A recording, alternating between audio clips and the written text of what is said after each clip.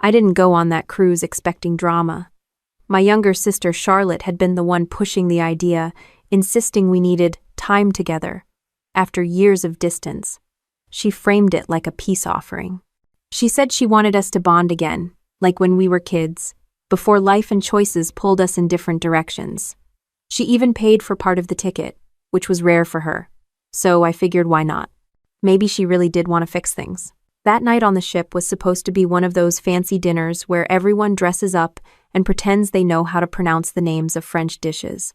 I wore the one cocktail dress I'd kept from my army retirement ceremony. It fit a little tighter than before, but at least I could breathe. Charlotte, of course, had gone all out. Gold sequined gown, hair done like she was competing in some pageant. She liked eyes on her, and she got them. She was good at keeping attention off me. While the music played, she dragged Michael, her fiancé, onto the dance floor. She knew he was a terrible dancer, hell. I think he knew it too, but she kept him out there anyway, laughing and smiling like she was living inside some magazine ad. It left me sitting at the table by myself with 2 glasses of red wine. One was mine, half gone. The other was hers, untouched. That's when the waitress came over. She was young, maybe mid-20s, wearing that polite but slightly stressed look you see on people who work service jobs on luxury cruises. She set down a leather-bound dessert menu in front of me. I hadn't asked for it, but she leaned in just slightly as if to make sure I noticed. Inside the menu was a folded napkin. I almost didn't pick it up. I thought maybe it was a mistake, maybe meant for someone else. But then I saw my name scrawled across it in rushed handwriting. Not ma'am or guest. My name. I unfolded the napkin under the table and read the words. I just saw your sister put something into your drink. Don't react. Switch glasses when she comes back. For a second, I thought it had to be a joke. Some kind of sick prank. But the look on that waitress's face told me otherwise. She wasn't smiling. Her eyes were dead serious, scanning my reaction like she needed me to understand. I looked at the 2 glasses on the table. Identical crystal, same wine, same color. If she was telling the truth, one of them was poisoned or drugged or tampered with in some way. I've been in situations before where hesitation could get you killed. My years in Army intelligence taught me not to freeze when the ground shifts under you, so I didn't overthink. I reached forward as if adjusting the centerpiece, swapped the 2 glasses, and set them back like nothing happened. By the time Charlotte came gliding off the dance floor with Michael trailing behind, I was holding my expression steady, the way you learn to do when an enemy is trying to read your face. She looked pleased with herself, flushed from the dancing, hair perfectly in place. She reached for the glass that used to be mine and took a generous sip without hesitation. To family, she said with a smile that didn't quite reach her eyes. Michael echoed, to family, raising his own glass. I lifted mine too, forcing a steady hand though my pulse was hammering in my ears. She drank. I waited. At first nothing seemed different. She set the glass down, laughed at something Michael whispered to her, brushed her hair back like she was still on stage, but I couldn't stop staring.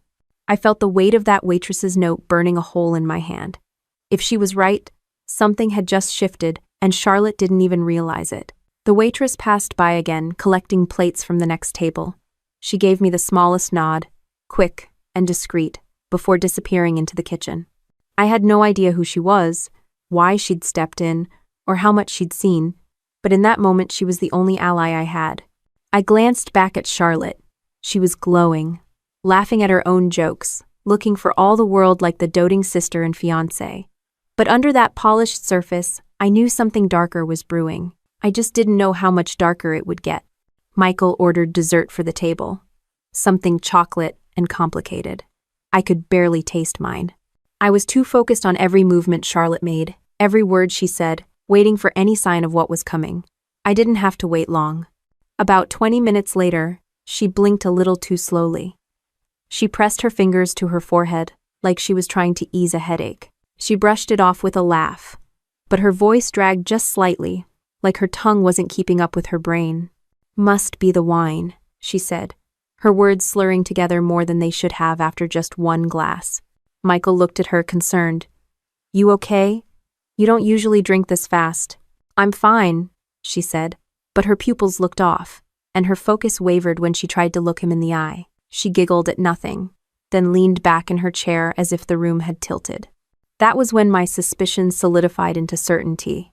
The note hadn't been a prank. She really had put something in that glass. Only now she was the one feeling it.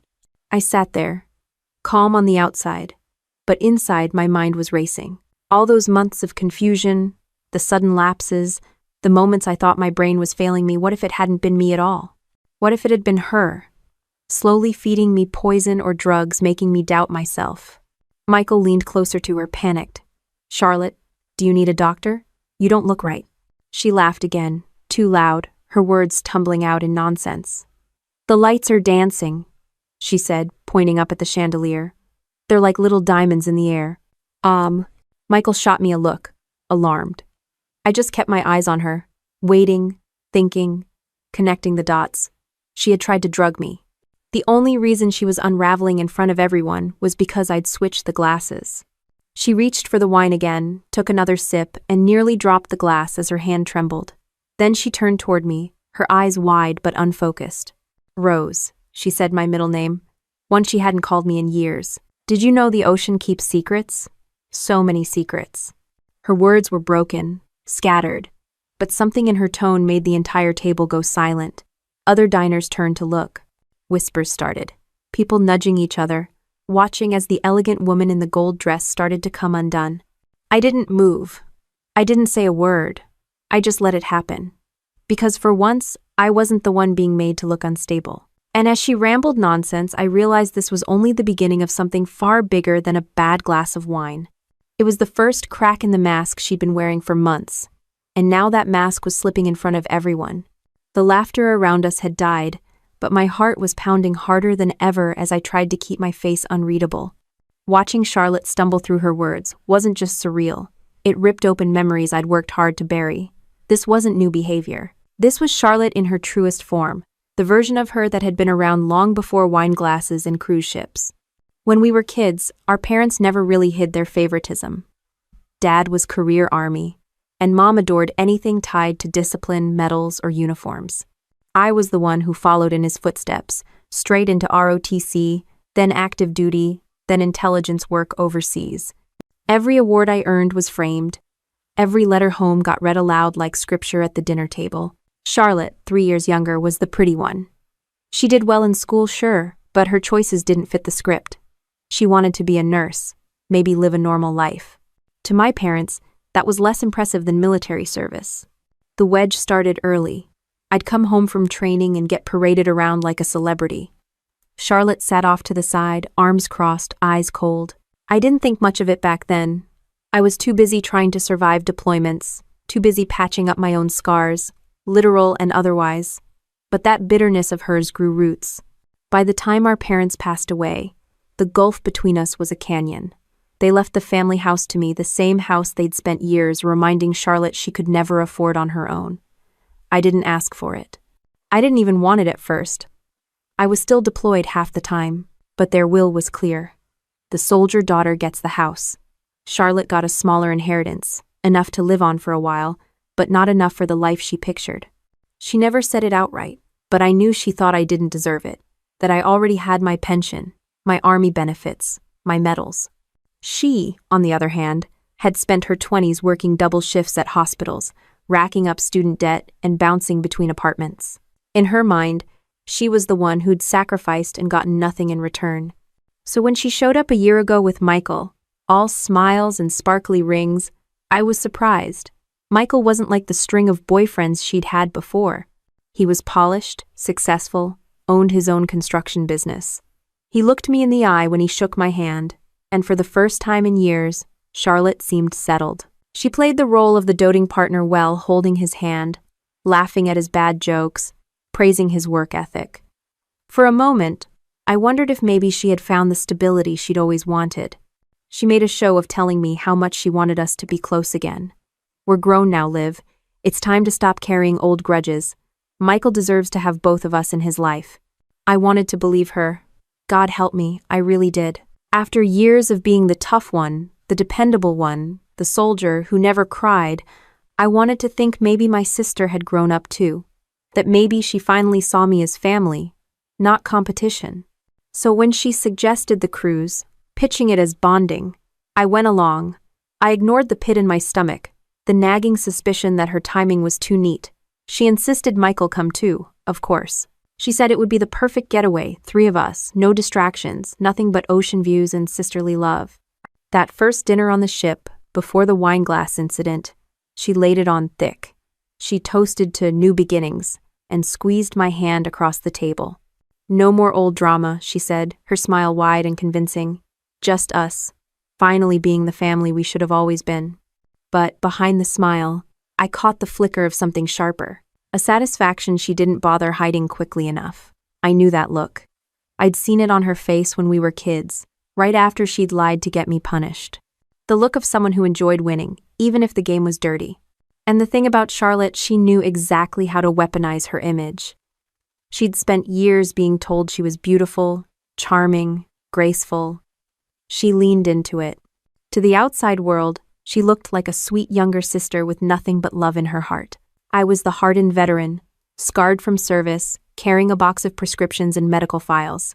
Who were people more likely to believe if a story of cognitive decline came up? Michael sure didn't see it. He bought her version wholesale. He liked the idea of marrying someone who seemed endlessly caring. He saw her fuss over me, bringing me tea, reminding me of doctor's appointments, helping with my medications, and he thought she was a saint. He didn't see the calculation behind her eyes. The irony was that I almost let myself fall for it too. I told myself she was finally trying. I told myself maybe her past resentment had faded. I let her back into my life in ways I shouldn't have. And then she started asking about the army pension, about the survivor's benefits, about how much of my check went into savings versus the mortgage. She framed it like concern, like she wanted to make sure I was planning for the future. But the questions were too specific, too pointed. They weren't the kind of things a loving sister asked. They were the kind of things someone planning an audit would want to know. Looking back now, with her sitting across from me in that dining room 20 minutes into her own poisoned glass, it all lined up too neatly. The rivalry had never ended. She hadn't invited me on this trip to reconnect. She'd invited me because she thought she'd already convinced everyone I was slipping, and she just needed the final act to push me off the cliff. The waitress's note didn't just save me from that one drink. It saved me from the months of self-doubt she'd carefully orchestrated. Every time I'd woken up confused in my own house. Every time I'd questioned whether the blast injury years ago was finally catching up with me. Every time I wondered if I was losing control of my mind. No, it hadn't been me unraveling on my own. It had been her, the sister who'd been competing with me since childhood. The sister who'd smiled at me across holiday tables while planning how to erase me from my own life. Sitting there watching her golden facade crack under the weight of her own scheme, I realized the truth that had been hiding in plain sight for decades. Charlotte never stopped trying to win. She just raised the stakes. The buzz in that dining hall barely touched me anymore, because my head was already back to the moment I stepped off base for the last time. 15 years in uniform leaves a mark you don't scrub off just because you turn in your ID card. I'd spent most of my adult life in military intelligence, learning to size up a room in seconds, learning how to keep a poker face when you wanted to scream. Walking away was supposed to feel like freedom, but it felt more like freefall. Civilian life didn't come with a manual. In the Army, every day had a rhythm: formations, reports, missions, after-action reviews. At home, I woke up to silence and a coffee pot that didn't fill itself. There were no radio checks, no hum of generators, no battle buddies knocking on my door. Just a big, empty house that suddenly felt too quiet. The doctors had given me a stack of paperwork to carry into retirement. Traumatic brain injury from a blast overseas, mild PTSD, a laundry list of prescriptions.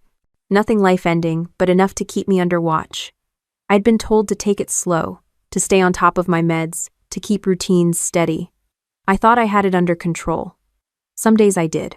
Some days the fog rolled in anyway, and I'd forget why I opened the fridge or why the television remote ended up in the freezer. Charlotte noticed quickly. She showed up with casseroles, flowers, little gestures that made her look like the perfect sister. She'd take my car keys just in case I was too tired to drive. She'd offer to refill my prescriptions when she was already at the pharmacy.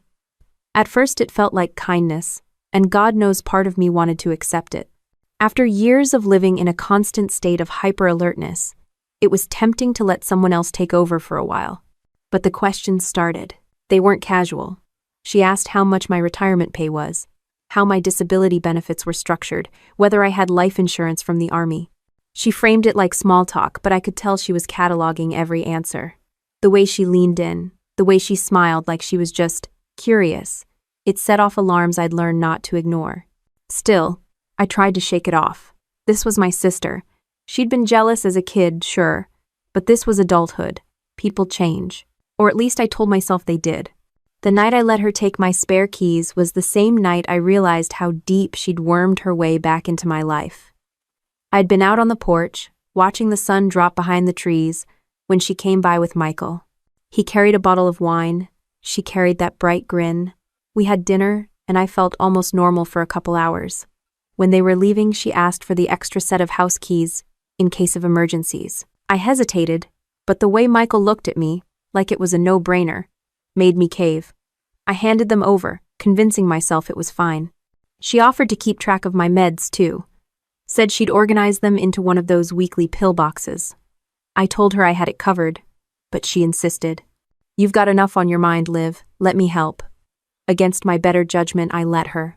It didn't take long before little things felt off. I'd open the pill box and swear a tablet looked different from last week's batch. I told myself it was just the generic brand, the pharmacy switching suppliers. I tried not to let it bother me. But then I'd have moments where I'd lose track of conversations or forget if I'd eaten lunch. Normal aging, maybe, but the timing gnawed at me. Michael, meanwhile, saw nothing but an angel in Charlotte. He told me more than once how lucky I was to have a sister who cared so much. He'd look at her like she was the sun itself, and she'd beam back at him like butter wouldn't melt in her mouth. They made a good show of it, and every time I tried to voice a concern, Michael brushed it off. "She's just looking out for you, Olivia. Don't overthink it." The army had trained me to notice patterns. You learn to read when a story doesn't line up, when details shift too often to be coincidence. With Charlotte, the pattern was clear. She asked too many financial questions. She kept too close an eye on my pills, and she was always there at the exact moment I slipped up. One afternoon, I found her in my study flipping through old documents. She laughed it off, said she was just admiring Dad's medals. But the way she slid a folder shut a little too quickly told me she'd been looking for more than nostalgia. Even then, I didn't confront her. Years of conditioning had taught me patience. You don't call out an enemy until you know exactly what you're dealing with. But the idea that my sister, the same kid who used to share a bunk bed with me, might be setting me up, that was a harder pill to swallow than anything the doctors had prescribed. Every veteran I know talks about how hard it is to come home. They say the battlefield ends, but the war in your head doesn't. For me, that war got compounded by the realization that my own blood might be using my past injuries as a weapon against me. I couldn't shake the sense that I was being studied, that every stumble and every forgotten word was being tucked away for later use. Michael once asked me if I'd thought about letting Charlotte handle my finances just for peace of mind. He said it casually, like it was no big deal. My stomach dropped. I smiled, told him I wasn't ready for that, but in my head, alarms were blaring again. She'd been planting seeds with him, making it sound like she was the responsible one, and I was the liability. The funny thing about military training is you learn to expect betrayal from strangers, not family. But the same instincts apply. You watch their eyes, their timing, the way their stories don't quite match. Charlotte was slipping in ways she didn't realize I noticed. She thought I was too foggy, too off my game. What she didn't know was that even on my worst days, the soldier in me was still watching. And as she carried herself around my house like she owned it, flipping through papers that weren't hers, asking questions she had no right to ask, I started to feel something I hadn't felt since Afghanistan. The steady coil of suspicion tightening in my chest. The coil in my chest didn't loosen when Charlotte began to hover more often, shadowing my days under the guise of helping. She started showing up at odd times, morning coffee drop-ins, late evening check-ins with a casserole dish in hand. At first, it was flattering, the kind of sisterly attention I hadn't seen in decades. But it quickly turned into surveillance disguised as care. The first real red flag came on a Tuesday morning. I'd gone to the grocery store for basics, milk, bread, a pack of coffee filters. Nothing complicated. But halfway down the canned goods aisle, I saw Janet, my neighbor for almost 30 years, She smiled, waved, asked how I'd been, and for a full, humiliating 5 seconds, I couldn't remember her name. It was right there on the tip of my tongue, tangled up in fog, but all I could manage was a weak laugh and a vague, "Good to see you." By the time I got home, Charlotte was already waiting on the porch, like she'd timed her arrival perfectly. She noticed the tremor in my hands before I'd even set the groceries down. "You okay? You look pale." I told her I was just tired, but she pressed, offering to put away the groceries for me while she insisted I sit. Later that week, she came by with Michael and made sure to tell him, in front of me, how she'd found me confused at the store. She laughed lightly, like it was a silly anecdote, but I saw the way Michael's brow furrowed, the way he gave me that pitying half-smile people reserve for the elderly. Then there were the nights I couldn't explain. One morning I woke up standing barefoot in the kitchen, staring at a half-open cupboard with no memory of getting there. My nightgown was wrinkled, my throat dry, and the clock said 3:47 a.m. I must have stood there long enough for my legs to ache. When I stumbled back to bed, I found the pill box on the counter, instead of the nightstand where I'd left it. Charlotte had an answer for everything. "It's stress. You just got out of the army, you're adjusting." Or, "It happens to everyone as they get older. Don't be so hard on yourself." Always with a sympathetic hand on my shoulder, always ready to bring up the incidents in front of Michael as proof I wasn't quite steady. Michael started looking at me differently. He'd nod along when Charlotte mentioned maybe I needed evaluation. His voice soft with concern when he asked if I'd ever considered professional help. I wanted to shake him, to tell him he was watching a performance, but Charlotte's timing was too perfect. She'd pull up photos on her phone, little clips she'd taken when I was mid-fog, repeating myself, forgetting where I left my keys. Out of context, they looked damning. One Sunday dinner, I reached for the salt and knocked over a glass of water instead. Charlotte caught it before it spilled across the table, laughing gently as she told Michael, "See? It's getting worse." His jaw tightened. He didn't laugh. But the scariest part was the creeping doubt inside me. What if it wasn't her? What if it really was me? I'd seen soldiers unravel from less. I knew how fragile the mind could become when the body had taken too many hits. What if I was becoming one of them? The army teaches you to trust your instincts, but here they were clashing with each other. One part of me screamed that Charlotte was manipulating everything, that she had her fingerprints on every suspicious incident. The other part whispered that maybe she was right, maybe I really was slipping. The turning point came one afternoon when I opened the pill box and stared at a tablet I didn't recognize. Same slot as always, same label on the bottle, but the pill was slightly different in color and shape. I held it under the light, convinced I was seeing things. When I asked Charlotte about it, she smiled and said pharmacies switched generics all the time, nothing to worry about. Her explanation was smooth, casual, rehearsed. I wanted to call the pharmacy myself, but before I could, Michael dropped by with her, and she brought it up in front of him first. Liv's worried her pills look different. She's so anxious lately. She gave me that practiced look of sisterly concern. Michael placed a hand on my arm and said gently, "Pharmacies do that. My dad's pills changed color twice last year. Don't stress yourself." I swallowed the pill that night, but the unease lingered. Every stumble, every forgotten detail, every foggy morning was ammunition in her arsenal, and she was careful about how she used it, never pushing too hard, just enough to plant doubt in the people around me. Michael was her biggest victory. He genuinely thought she was saving me from myself. When he looked at her, he saw devotion, not deceit. And when he looked at me, he saw someone slipping, someone who needed help. The army never prepared me for this. Combat zones had rules. Enemies wore different uniforms, carried rifles, left traces you could track. Here, the enemy wore sequins and smiles, held my hand in public, and told everyone she loved me. I started watching her more closely. Every time she opened my fridge, every time she refilled my glass, every time she touched my pill box. The details didn't add up. The timing didn't either. And yet, she was careful never to overplay her hand. She left just enough doubt for me to wonder if the problem was inside my own head. One evening, I woke up on the couch with the television blaring and no memory of turning it on. Charlotte was sitting across the room, legs crossed, scrolling through her phone. "You dozed off mid-sentence," she said with a sympathetic smile. Scared me a little. I think we should talk to someone about this. Her tone was sweet. Her eyes were sharp. The next day, Michael mentioned a specialist he knew through a colleague. Someone who could help me sort through memory issues. I stared at him, then at Charlotte, and felt the ground tilt. That was the moment I realized this wasn't random. It wasn't just stress or age. This was deliberate. And the more I watched Charlotte, the more certain I became that she wasn't documenting my decline. She was manufacturing it. The idea that Charlotte was manufacturing my decline sank deeper the afternoon I caught her where she didn't belong. I'd been upstairs folding laundry, trying to focus on something normal, when I heard a drawer slam in the study downstairs. I hadn't invited anyone over. By the time I reached the doorway, Charlotte was standing in front of Dad's old desk with a guilty look she smothered too fast. She plastered on a smile. "Oh, Liv, you scared me. I was just looking at Dad's medals. You know how much I miss him." The problem was, she wasn't near the display case where his medals were. She was standing by the file cabinet, one drawer not pushed all the way in. Her fingers twitched like she'd been caught mid-search. I didn't say anything right then.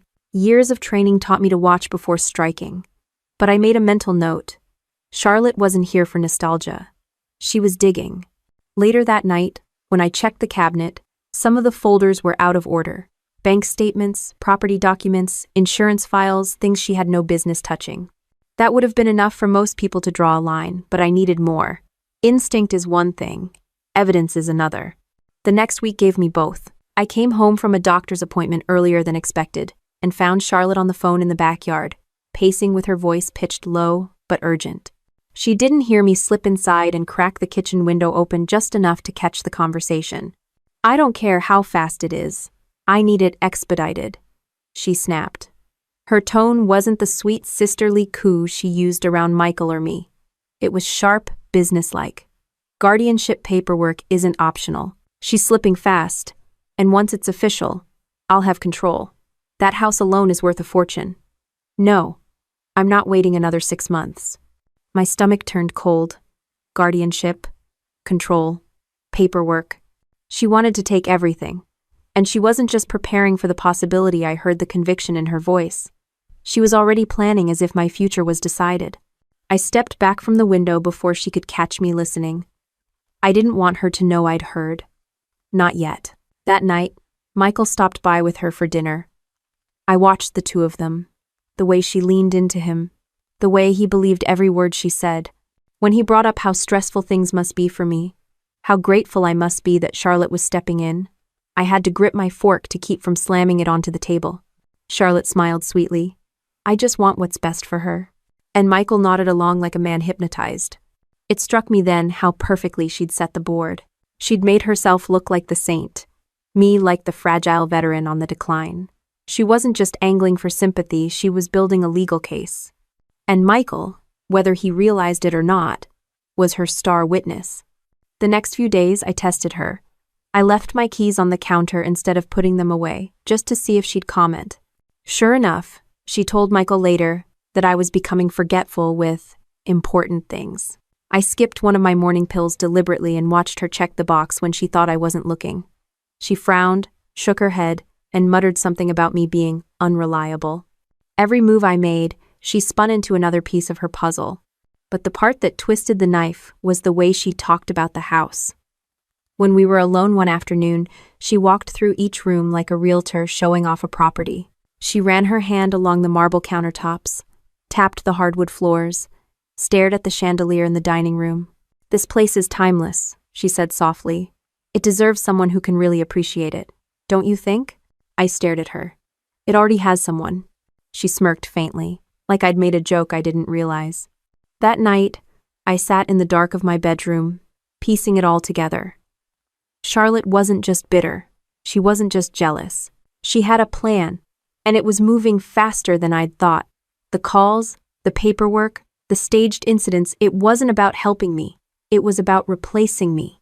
The army taught me that betrayal rarely comes as a surprise once you know where to look. The signs are always there. I'd seen soldiers sell out their own units for less than what Charlotte stood to gain. But knowing it was coming from my sister, someone who shared my blood, my childhood, my parents' last name, that was a wound deeper than any shrapnel. And the truth was, She'd picked her battlefield well. She wasn't threatening me with weapons I could see. She was poisoning me with doubt, whispering lies into Michael's ear, setting up legal traps that could make me look like the unstable one. In a way, it was almost brilliant. But brilliance doesn't make it less deadly. The next morning, she breezed in with coffee and muffins, all smiles, acting like nothing was amiss. She asked about my sleep, about my appointments, about whether I'd remembered to pay the utility bill. Each question seemed casual, but each one was a probe, a test, a way to measure how decline could be documented. I answered calmly, but inside I was cataloging every move. If she thought I was a pawn, she'd forgotten I'd spent years studying how to outthink people trained to lie for a living. When she left, I stood at the window and watched her car pull out of the driveway. My reflection in the glass looked tired, older than I remembered, but behind the exhaustion was something sharper. She thought she was building a case against me. She thought she was tightening the noose. What she didn't realize was that I had started keeping my own record. And unlike her, I knew how to wait for the right moment to strike. Charlotte didn't let up once she sensed her version of reality was sinking in with Michael. She doubled down, showing up uninvited more often, circling me like a hawk, only this hawk carried muffins and a fake smile. Her routine grew predictable. She'd come in, check the pillbox before I touched it, and ask me casual questions about whether I'd remembered to pay certain bills or keep up with my appointments. Always in Michael's presence if possible. Always with just the right touch of concern in her voice. She was running a campaign, and I was the target audience everyone else needed to see collapse. The gossip started spreading, too. A friend from church stopped by one afternoon, and while she tried to keep her tone gentle, I caught it in her voice when she asked if I was managing okay on my own. She didn't come up with that on her own, someone had planted the seed. And I knew exactly who. Charlotte made sure word got around that I was struggling. She told people I was leaving the stove on, forgetting doors unlocked, getting lost on familiar roads. Each story had just enough truth to make it believable, but none of them happened the way she described. She was building consensus, turning neighbors and friends into silent witnesses for her eventual move. Michael wasn't cruel about it, but I could tell his faith in me was eroding. When Charlotte mentioned that maybe it would be safer if she handled my finances temporarily, he nodded like it was reasonable. When she hinted that I might not be safe behind the wheel, he offered to drive me to appointments. Every time, I felt my independence shrinking inch by inch, and every time, Charlotte's smile looked a little more satisfied. The real breaking point came with the pills. One morning, I opened the pillbox and pulled out a capsule that didn't match what I'd been prescribed. The color was wrong, the size a little different. When I questioned it, Charlotte was ready. She explained away the difference with the same story she'd used before. Pharmacies switch generics all the time. But this time, I didn't let it slide. I saved the capsule in a tissue and tucked it into a drawer in my room. I needed proof. The soldier in me knew you don't accuse until you've got something tangible. Still, I kept playing along on the surface. She'd bring me coffee, and I'd drink it slowly, pretending not to notice the aftertaste. She'd set down my pills with a cheerful reminder, and I'd pretend to swallow them, slipping them later into the same drawer. If she was going to drug me, I wanted the evidence stacked high enough to bury her. Michael, meanwhile, was caught in the middle. He wasn't malicious, just gullible. He loved her, and love makes people blind. He saw her fussing over me, making meals, cleaning up my kitchen, and he believed she was the devoted younger sister holding her veteran sibling together. He didn't see the strings she was pulling behind the curtain.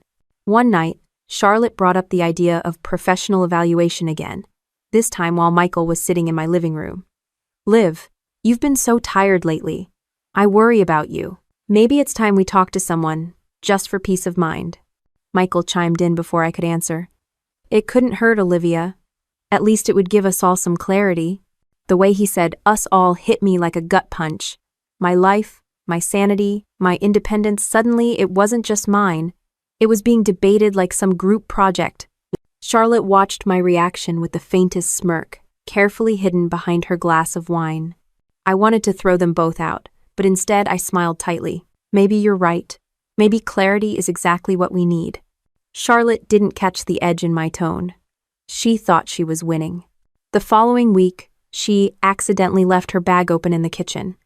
Inside, I saw a manila folder with my name scrawled across the front. Guardianship papers, blank but ready. She was preparing the next step, and she didn't even care if I saw it. That was the kind of arrogance that comes when you think the battle's already won. She started talking about the house more openly, too. Walking through it with Michael, she commented on what she'd change, which walls she'd knock down, which rooms could be modernized. She spoke about it as if it were already hers, like my presence there was temporary, an inconvenience she'd soon erase. I listened without interrupting, cataloging every word. I didn't need to argue with her. She was building the case against herself with every smug comment. The days blurred, some from genuine fatigue, some from the pressure of keeping up appearances. I had to be careful not to give her fresh material for her narrative. I kept a journal hidden under a loose floorboard, writing down every incident: the changed pills, the suspicious phone calls, the way Michael repeated her stories back to me like they were his own observations.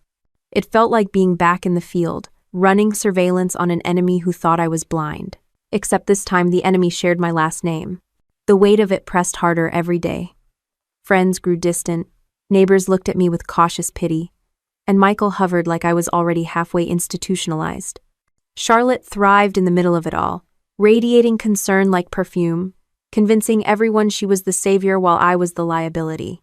But the moment that locked it in came one morning over breakfast. She handed me a glass of orange juice, the same way she always did, and as I lifted it, the sunlight caught a faint shimmer at the bottom. Barely visible, but there. I lowered the glass slowly, set it back on the table, and forced a smile. "Too much pulp," I said casually. She laughed, brushing it off, but I saw her eyes flicker for just a second. A crack in the mask. And that was when I knew with certainty. She wasn't just manipulating people with words. She was altering the reality inside my body, one pill, one glass at a time. The pressure she'd been applying wasn't just emotional, it was chemical.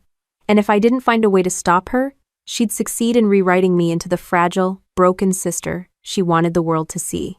The shimmer at the bottom of that orange juice glass lingered in my mind as I packed for the cruise Charlotte had been hyping up for weeks. She called it a bonding trip. 3 of us together with no stress, just sun and salt air. Michael seemed excited, and I kept my doubts hidden. Refusing would have raised suspicion, and if I was right about her tampering with my food and pills, I wasn't about to let her play out the rest of her plan without me there to watch. Boarding in Miami, the ship looked like a floating palace. Gleaming marble floors, chandeliers big enough to crush a car, a lobby that smelled like orchids and expensive perfume. Charlotte clapped her hands like a child at Disneyland, twirling once as though she owned the place. Michael rolled our luggage behind her, already looking tired but humoring her anyway.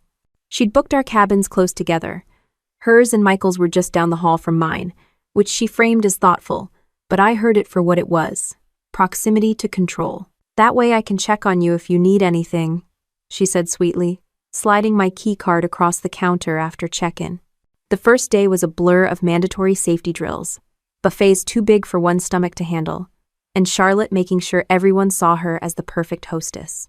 She practically floated from one event to the next, telling passengers how much she adored cruises, how this trip was about family, how lucky she was to have her amazing sister along. She was laying the groundwork, weaving her story in public where people would remember it later. Michael tried to keep up with her energy, but I noticed how often he checked his phone, even though reception was patchy at sea. He didn't say much when I asked, just muttered something about his business back home and the Johnson contract. But every time he looked up from the screen, Charlotte was already there, touching his arm, redirecting him, making him smile again. That evening, we met for dinner in the main dining hall. It was the kind of place where the waiters moved like dancers and the silverware gleamed under soft lights. I wore the same cocktail dress I'd brought from home, the one that still smelled faintly of cedar from my closet. Charlotte showed up in another gown, red this time, dramatic and eye-catching. She lived for the attention. Dinner started harmless enough. Michael asked about my plans back home. Charlotte filled the gaps with jokes, and I kept my eyes on the wine glasses. Every time I looked away, Charlotte's hands seemed to hover just a little too close. When the music started, she pounced on Michael. "Come on, let's dance." He resisted half-heartedly, claiming he wasn't much of a dancer, but she tugged him up with a laugh. They swayed on the dance floor, Charlotte glowing, Michael awkward but compliant. I sat alone at the table, sipping water instead of wine, watching the room like I was on surveillance duty. That's when it happened. I felt eyes on me. A waitress, Hannah, I'd learn later, walked past slowly, her gaze flicking between me, the dance floor, and the glasses in front of me. She didn't stop, but there was a flicker of something in her expression. Concern? Awareness. It struck me enough that I stiffened in my chair. I forced myself to keep calm. If Charlotte was brazen enough to try something here, she'd assume the crowd worked in her favor. Who would believe the combat vet with memory issues over the loving younger sister? By the third day on the ship, the episodes Charlotte loved to emphasize started piling up again. I woke up one night leaning against the railing of the top deck, the ocean stretching black and endless below. My feet were bare, my mind foggy, and for several seconds I couldn't remember how I'd gotten there. A security guard approached carefully, speaking in the gentle tone reserved for drunk tourists and confused seniors. "Ma'am, maybe you should head back to your cabin. It's chilly out here for pajamas." I nodded, forcing a laugh, and let him escort me back down. The stares from the other passengers as I shuffled past burned hot on my skin. Charlotte was waiting near my door, robe tied neatly, arms crossed like she'd been expecting me. "Oh, Liv," she sighed, wrapping an arm around my shoulder. "You scared us. You've got to be careful." Michael emerged behind her, running a hand over his face, looking exhausted. "You've been up a lot at night lately. Are you sure you're okay?" I told them I was fine, but Charlotte clucked her tongue, guiding me inside like I was a child. "We'll get through this," she whispered, smoothing my hair back. Her eyes, however, gleamed with triumph. The next morning at breakfast, she slid a glass of orange juice in front of me before I'd even asked. "Fresh from the buffet," she chirped, setting the pillbox down beside it. "Don't forget your routine." I looked at the glass, then at her, and smiled politely. My throat tightened, but I didn't reach for it. The rest of the day, she controlled the schedule. "Let's do the cooking class," she insisted. Then, we signed up for a tour at 2. She narrated every move, leaving no room for me to wander alone. Michael followed along, half listening, clearly more focused on the glow she radiated when she got her way. Later, I caught my reflection in the cabin mirror. I'd been muttering to myself without realizing it, retracing the timeline of everything Charlotte had done. That's when Michael walked in, freezing in the doorway. "You've been talking to yourself a lot," he said carefully, like he was testing the water. I straightened, meeting his gaze, thinking out loud, "Anderi." He didn't argue, but I saw the doubt flicker across his face. Charlotte had gotten to him. Her narrative was working. That night, lying in my bunk, I could hear their voices through the thin wall. Michael's low, hesitant, Charlotte's sharper, more insistent. "This wasn't part of the plan," he murmured. "Plans change," Charlotte replied quickly. "We can't wait forever. The timing is perfect now." His voice cracked with unease. "I don't like this." "You don't have to like it.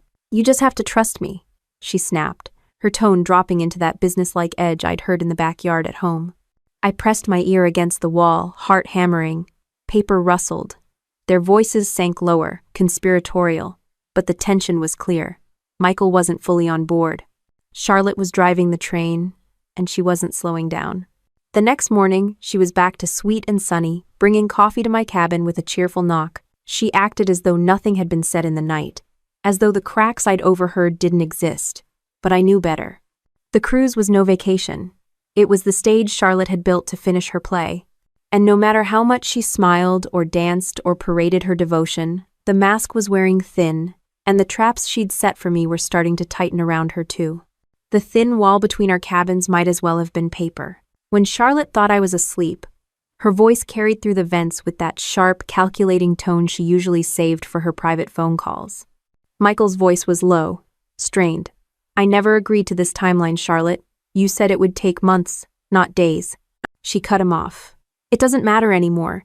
She's slipping faster than I expected, and the opportunity is here.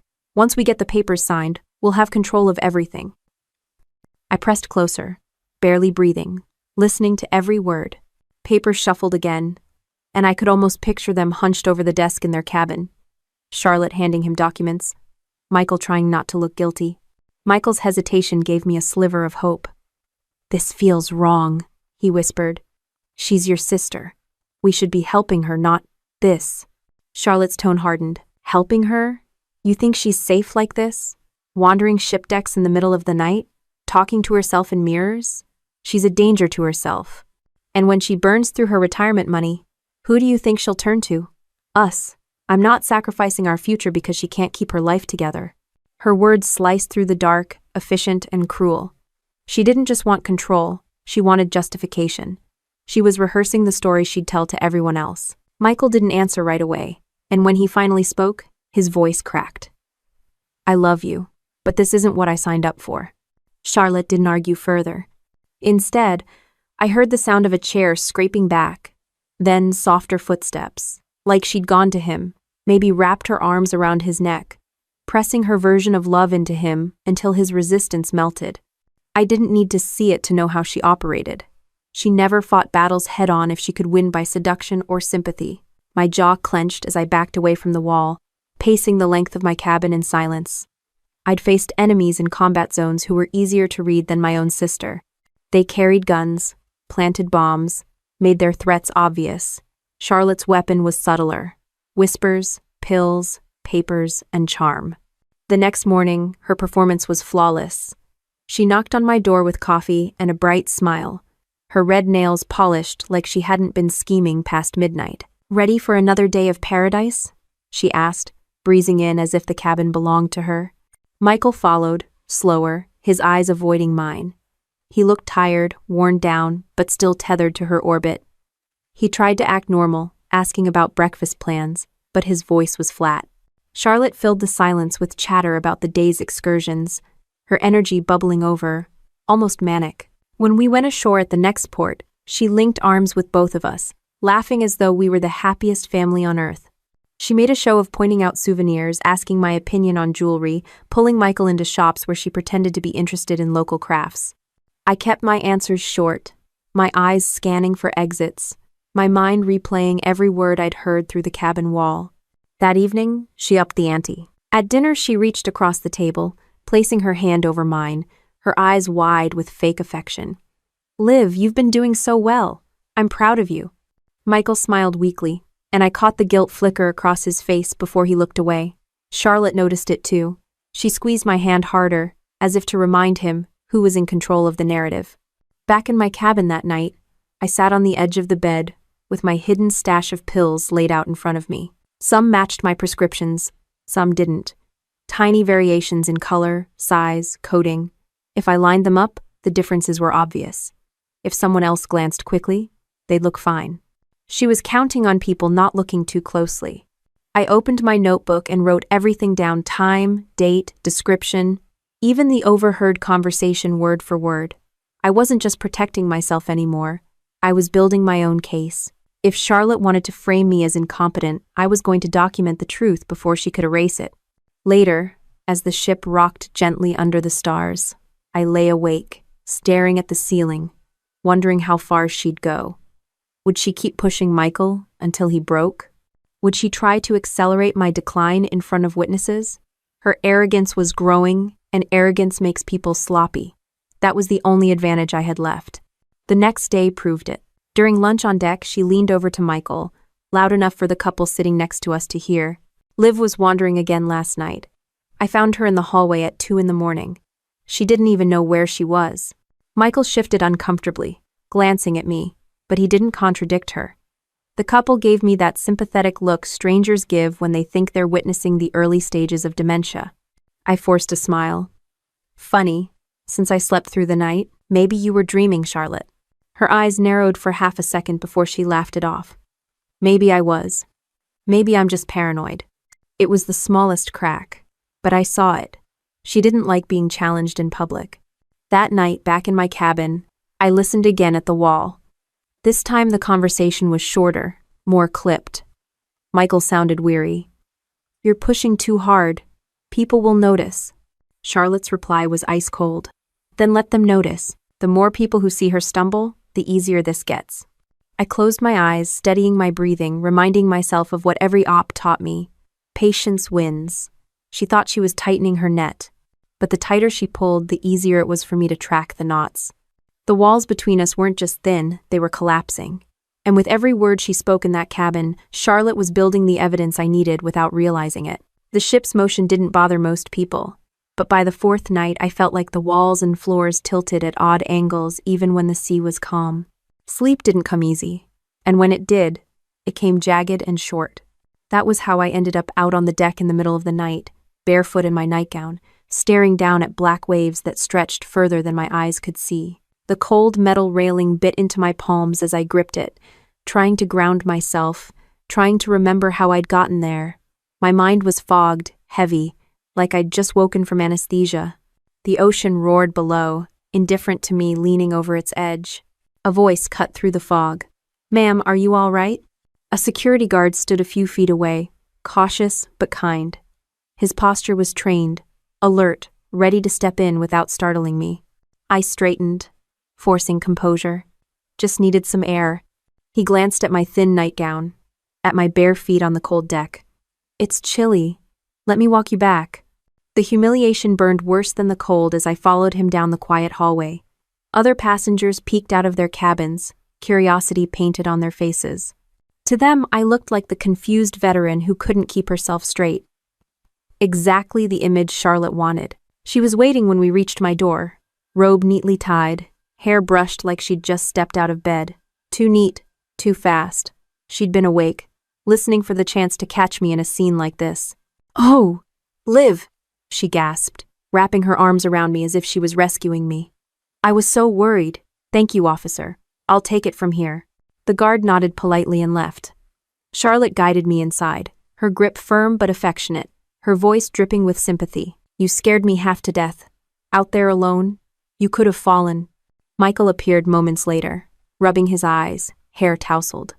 His expression was more exhaustion than surprise. "This keeps happening," he muttered. "It's not safe." I wanted to scream that none of this was natural, that something was being done to me, not by me. Instead, I kept my tone calm. I don't know why it happened. I was sleeping, and then I wasn't. Charlotte stroked my hair like she was soothing a child. "Don't worry. We'll get through this together." Her eyes glinted, triumphant. The next morning, she doubled down on the performance. At breakfast, she brought me a tall glass of orange juice before I even sat down. "Fresh squeezed, Liv. Just what you need." She set my pillbox beside it, cheerful and efficient, her voice loud enough for nearby passengers to hear. Michael watched closely. When I hesitated, his brow furrowed. "You should take them. Routine is important. Now." I forced a sip, setting the glass down carefully. The taste was off, faint but there. I pressed a smile into place. "Thanks, Charlotte. You're always thinking ahead." She leaned back, satisfied, the picture of a caring sister. Later, I excused myself from the day's activities and returned to my cabin. I sat on the bed staring at my reflection in the mirror, running through the timeline of events. My lips moved before I realized I was speaking out loud, muttering to myself like I was back in a briefing room piecing together an op. The door creaked open, and Michael froze in the frame. He watched me silently for a beat too long. "You've been doing that a lot," he said softly. "Talking to yourself." I straightened, steadying my voice. "Just thinking out loud." He nodded, but his eyes said he wasn't convinced. Charlotte had planted enough doubt to make him see everything through her filter. That evening, Charlotte put her arm around Michael on the promenade deck, whispering in his ear. I stayed a few paces behind, watching the way she glanced back at me, ensuring I saw her closeness with him, her control. She wanted me isolated, wanted me to feel outnumbered. By the time the sun dipped below the horizon, exhaustion dragged me under. I lay in bed, but the thin walls betrayed them again. Their voices seeped through, sharper this time. "Michael, it's too much. You're pushing her too far." "Charlotte, she's unraveling, and it's not my fault. We have to be ready." "Michael, ready for what?" "Charlotte, guardianship, control, everything she has. You want a future with me, don't you?" There was silence then, heavy and stretched.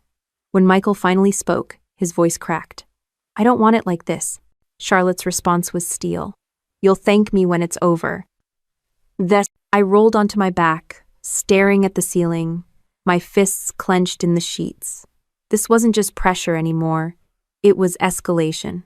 The next morning, she showed up again with her perfect timing, her practiced smile.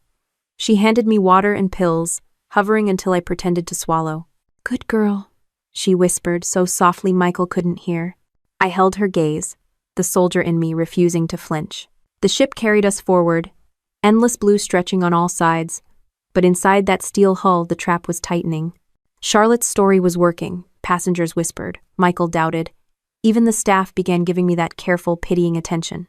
And every stumble, every foggy moment, every whisper I heard through the wall only confirmed what I already knew. I wasn't losing control on my own. Someone was taking it from me piece by piece, and I was standing on the edge of a breaking point she thought I couldn't see coming. Formal night on the ship was supposed to feel like a celebration. The chandeliers burned brighter, the dining room staff wore crisp white gloves, and every table shimmered with polished silverware. Couples drifted toward the dance floor as the orchestra played soft jazz. I wore navy blue, simple but sharp enough to make me feel like I still belonged in a room full of elegance. Charlotte arrived dressed in gold sequins that caught the light with every movement. She looked like she'd stepped out of a magazine, soaking up the stares from strangers. Michael followed beside her, adjusting his tie, a proud but tired smile on his face. When we sat down, Charlotte poured on the charm. She complimented the waiter, teased Michael, reached across the table to squeeze my hand. "This is what I wanted," she said warmly, loud enough for nearby tables to hear. "Just family together, no stress, no worries." I kept my face calm, but my stomach tightened. The table held 3 glasses of wine. 2 were fresh, 1 already half gone. My eyes locked on hers. As the music shifted, she leaned into Michael, whispering something with a playful smile. Then she stood. "Dance with me." Michael hesitated. "I'm not much of a dancer." She tugged his hand, laughing. "That's what makes it fun." They drifted toward the dance floor, leaving me at the table. For a moment I exhaled, thinking I'd have a few minutes of peace. That's when the waitress appeared. She set a leather-bound dessert menu in front of me with deliberate precision. Her eyes met mine, just briefly serious, intent. I opened the menu. Inside, folded neatly, was a napkin with hurried blue ink. "I saw your sister put something in your drink. Switch glasses. Don't react." The room seemed to freeze. My pulse hammered in my ears as I looked at the 2 untouched glasses. They were identical, deep red, sparkling in the light, innocent to anyone else. Years of training kept me steady. I adjusted the centerpiece, casually nudging the glasses into a switch. I sat back just as Charlotte and Michael returned, flushed from the dance. Charlotte lifted the glass she thought was mine, raising it high. "To family," she declared. Michael echoed, "To family." I raised mine too, keeping my hand steady. She drank deeply, smiling as she set the glass down. At first, nothing. She continued talking, laughing, carrying the moment as if nothing had happened. Then her eyelids fluttered a little too long. Her hand brushed her forehead. "Is it warm in here?"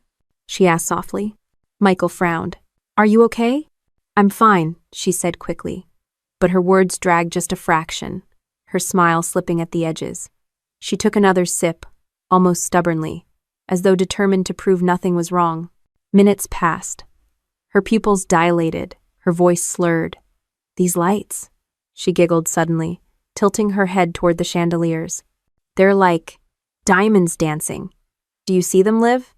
Dancing diamonds?" Michael stiffened. "Charlotte, you've barely had half a glass. What's going on?"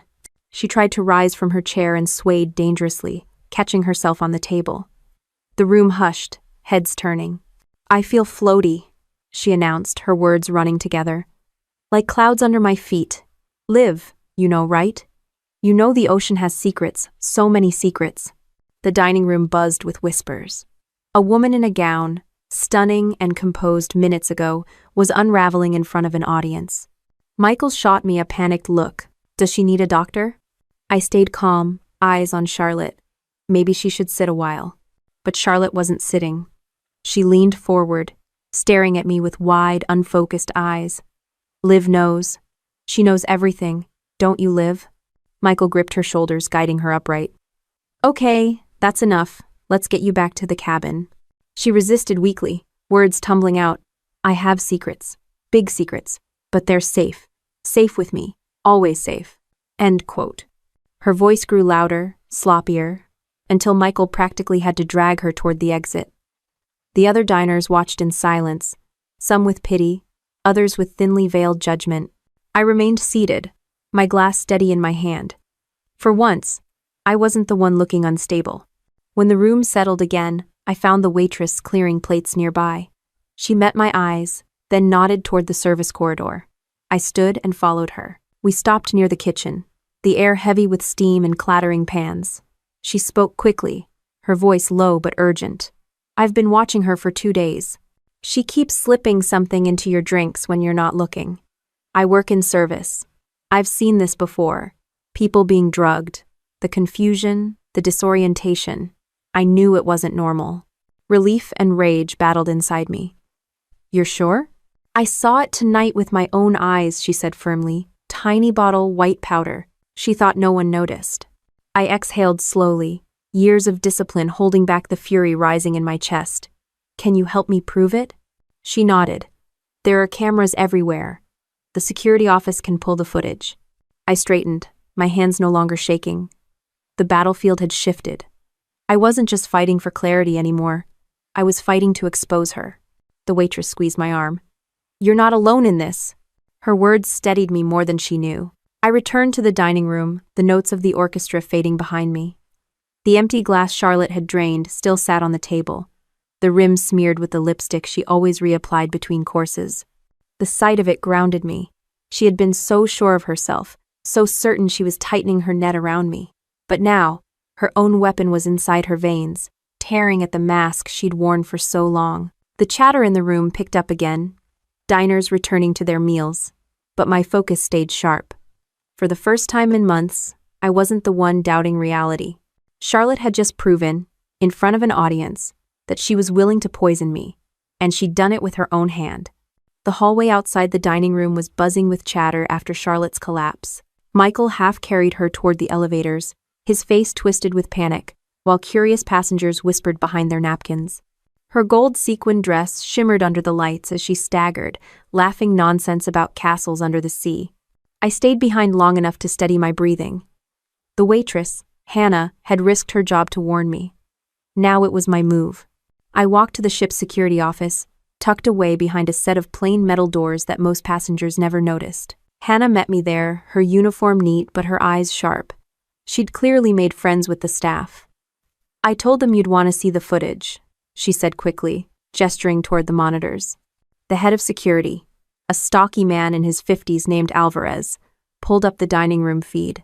Multiple angles flickered on the screens, time-stamped, unforgiving. There, Hannah said, pointing. We watched Charlotte leave the table, claiming she was going to the restroom. Instead, she stopped at the bar. The bartender turned his back, and that's when she reached into her purse. The camera zoomed in, a tiny glass vial, a quick flick of her wrist, white powder tumbled into one of the wine glasses. She stirred it casually with a cocktail straw, slipped the vial back into her purse, and returned to the table, placing the glass deliberately in front of my seat. My stomach tightened, but I forced myself to watch calmly. On screen, I looked like the trusting sister, unaware of the trap. I lifted my glass as Charlotte raised hers. Alvarez leaned back in his chair. That's attempted poisoning. Clear as day. Hannah crossed her arms, vindicated. Told you. My voice came out steady, almost detached. How long do you keep recordings? 2 weeks, Alvarez replied. We can review more, see if this happened on other nights. Do it, I said. She's been at this longer than tonight, many. He nodded to his technician, who began pulling additional files. I stood there, arms folded, as footage after footage confirmed what I'd already known in my gut. Small, subtle moments, her hand hovering over my drink, her body angled to block the view, her habit of returning from restroom breaks with fresh glasses only for me. Each clip stacked on top of the last, building a case Charlotte couldn't talk her way out of. We'll need to search her cabin, Alvarez said firmly. If she's been tampering with medication or carrying more substances, we'll find them. The plan was set in motion quickly. 2 officers escorted me down the corridor while another team went to retrieve Charlotte and Michael. When we reached their cabin, Michael opened the door, his face drawn and tired. Charlotte was on the bed, her makeup smeared, eyes glassy but no longer giggling. She looked up at us, confused and angry. "What's going on?" Michael demanded. Alvarez didn't waste words. "We have reason to believe your fiancé has been attempting to poison your sister. Step aside." Michael blinked, stunned. That's insane. But the officers pushed past him, gloved hands already searching drawers and luggage. Within minutes, they found the evidence. A prescription bottle with my name on it, but inside were pills that didn't match the label. Tiny glass vials tucked into a toiletry bag. Folders of financial paperwork, including drafts of guardianship forms with blank signature lines. Michael's face drained of color as each piece was laid out on the bed. "Charlotte, what is this?" She tried to sit up, her words slurred but venomous. "It's not what it looks like." "Then explain it," I said evenly, staring at her. She opened her mouth, then closed it again, unable to spin a story this time. Alvarez turned to me. "This is enough for attempted murder charges when we dock. We'll secure her in the holding room until then." Michael stumbled back, his hands in his hair. "No, this isn't possible. She wouldn't. She couldn't." But she had. The final blow came when Alvarez's team unlocked her tablet. Dozens of video clips appeared in the gallery. Videos of me recorded secretly over the past months. Me standing in the kitchen, looking lost. Me fumbling with keys. Me muttering to myself in the mirror. Charlotte had been documenting every staged episode, compiling evidence to prove I was mentally incompetent. Alvarez set the tablet down with a disgusted shake of his head. This was systematic. She was building a case to strip you of your rights. Michael sank into a chair, staring at the screen. His voice cracked. "You filmed her like this? You set her up?" Charlotte's eyes welled with tears, but they weren't real. I'd seen real fear before, and this wasn't it. This was desperation. The kind that comes when a carefully built plan collapses. "She doesn't understand," Charlotte said weakly. "I was trying to protect her. She's not well." "Enough," I cut in. My voice was sharp, trained, impossible to argue with. "You weren't protecting me. You were erasing me." The silence that followed was heavy, broken only by the shuffle of officers bagging evidence. Michael finally lifted his head, his expression shattered. "I thought you loved me." "And won." Charlotte laughed bitterly, then winced as her words slurred again. "Love has nothing to do with it. You think I wanted to marry into this mess? You were just part of the plan." His face twisted in shock, betrayal sinking in fast. Alvarez motioned to his team. "Take her." 2 officers hauled her up, cuffing her wrists despite her half-hearted protests. She shot me one last look over her shoulder, cold, venomous, but laced with the faintest thread of fear. As the door shut behind her, the cabin seemed to exhale. Michael sat motionless, staring at the empty space she'd left behind. I stood steady, my mind replaying every moment that had led us here. The cameras hadn't just captured her poisoning attempt. They'd captured the truth Charlotte had worked so hard to bury. She wasn't the savior. She was the predator. And now, her carefully painted mask had cracked wide open for everyone to see. The cabin was crowded with tension after Charlotte was hauled away. But Alvarez didn't leave immediately. He spread the evidence across the desk like a grim display: my tampered pill bottles, the hidden vials, the guardianship forms, the tablet full of secret videos. His voice was steady, but each word carried the weight of finality. "This isn't a misunderstanding. It's a calculated attempt to strip you of independence and possibly worse. She's going to face charges." End of 24. Michael sat on the edge of the bed, his hands buried in his hair, his tie undone, his shirt wrinkled. He looked less like the confident man who'd walked onto the ship days earlier, and more like a boy who had just realized he'd been living in a lie. He glanced at me, eyes red, searching for something to hold on to. "I swear, Olivia, I didn't know. I thought she was helping you. I thought she loved me." I studied him carefully. My training made me dissect every detail. The way his shoulders sagged, the shake in his voice, the guilt etched into his expression. He wasn't faking this. He was just a man who had been manipulated as thoroughly as I had. "You didn't know," I said finally. My voice was sharp but even. "But you didn't want to know either. You let her run the show. You let her speak for me, for us, and you didn't question it." He winced as if I'd struck him. I wanted to believe her. I wanted us to be a family. Alvarez cleared his throat, pulling us back to the moment. We'll transfer her to the ship's holding facility until we reach port. When we dock, she'll be turned over to law enforcement. There's more than enough evidence. He glanced at me, his expression softening slightly. You're lucky. If you hadn't switched those glasses, this would have ended differently. I nodded, the weight of that truth sinking in. Luck or instinct had bought me survival. When they escorted Charlotte down the corridor, her wrists cuffed, she carried herself with surprising composure. No tears, no begging, just a cold defiance. Passengers whispered as she passed, their earlier admiration replaced by suspicion and curiosity. She caught my eye once, and her lips curled into a smile that wasn't a smile at all. "This isn't over," she mouthed. I didn't flinch. I'd faced warlords with better poker faces than hers. Back in the conference room where the officers were cataloging evidence, Alvarez let me sit across from Charlotte one last time. He called it an informal confrontation, but I knew what it was, the final chance to drag the truth into the open. Charlotte leaned back in her chair, shackles clinking softly. Even under the harsh fluorescent lights, she looked polished, as if she'd rehearsed this moment. "Why?" I asked simply. She tilted her head, feigning surprise. "Why?" "Because you had everything, Olivia. The medals, the praise, the benefits. You were the hero. And me? I was the forgotten sister, the one left behind. You gotta serve, to be admired. I gotta scrape by. Tell me, which of us deserved this house, this money, this life?" I kept my voice level. "So you decided to drug me until I looked incompetent. You wanted my home, my accounts, my reputation, everything. That's not jealousy, that's greed."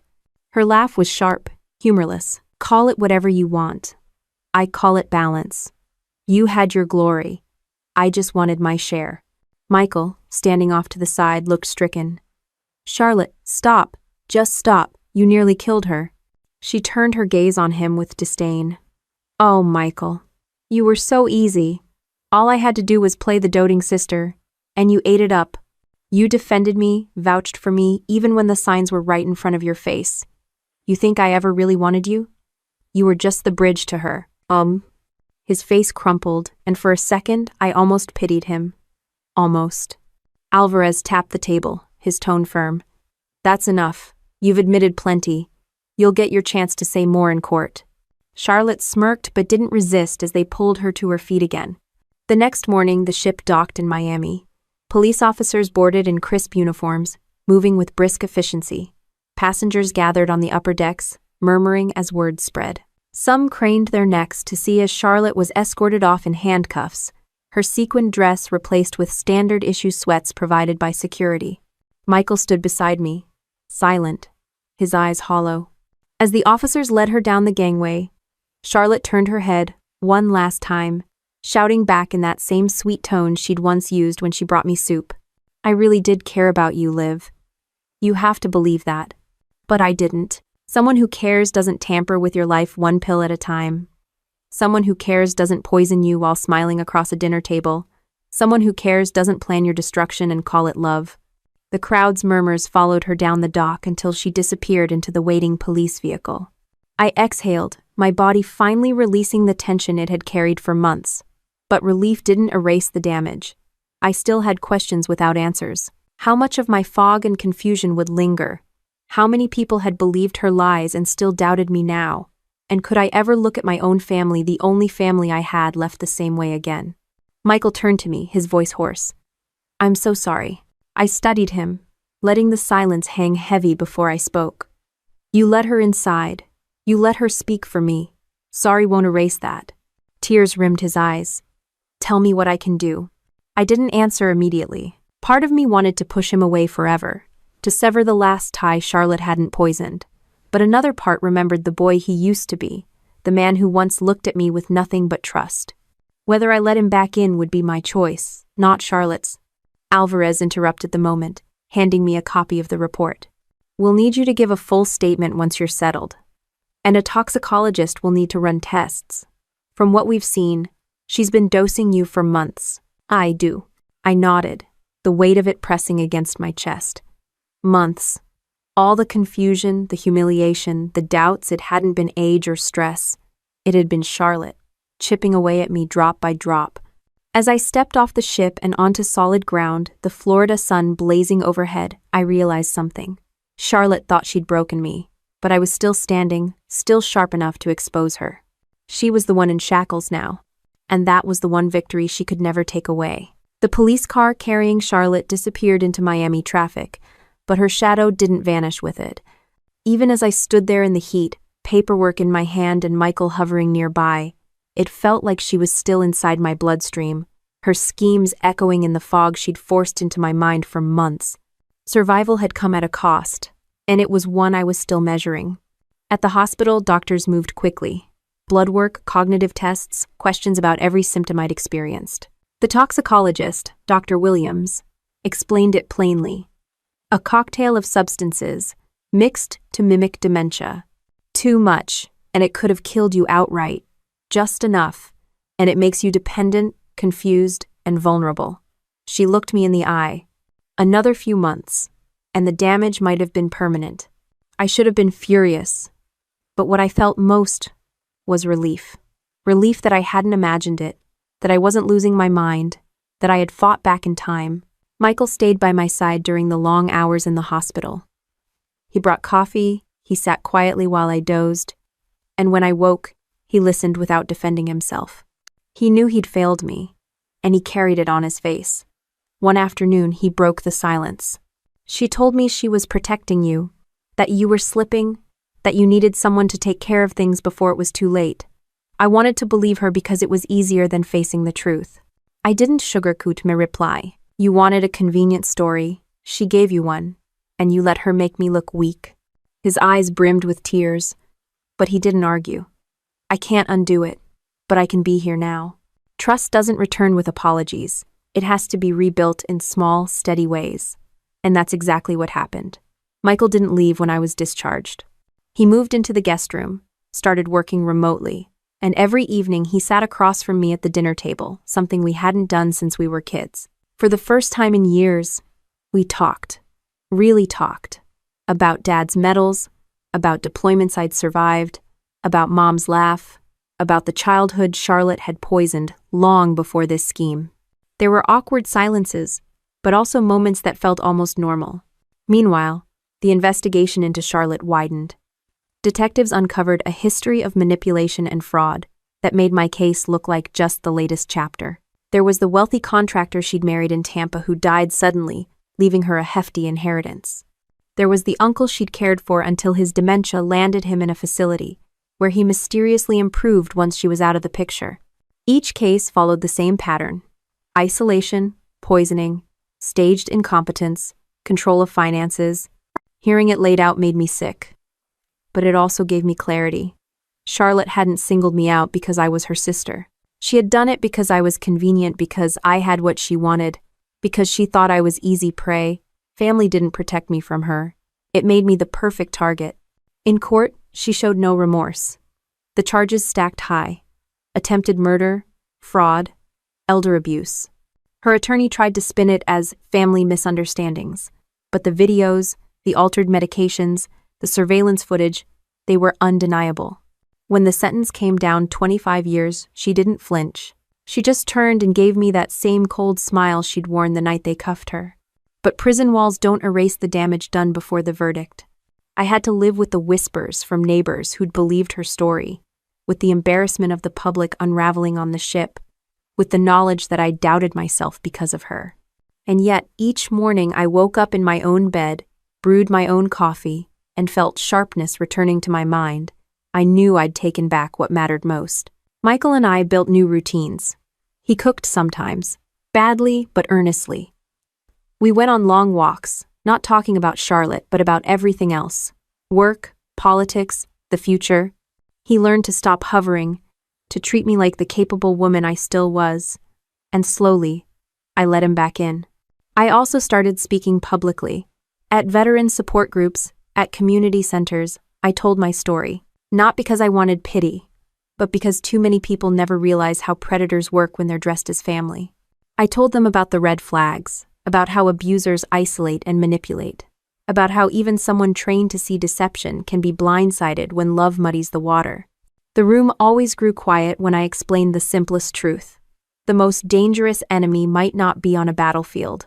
Sometimes it's sitting across from you at Sunday dinner. Sharing it gave me strength. It turned survival into something more than just endurance. It turned it into warning, into action. I kept in touch with Hannah too, the waitress who'd slipped me that napkin on the ship.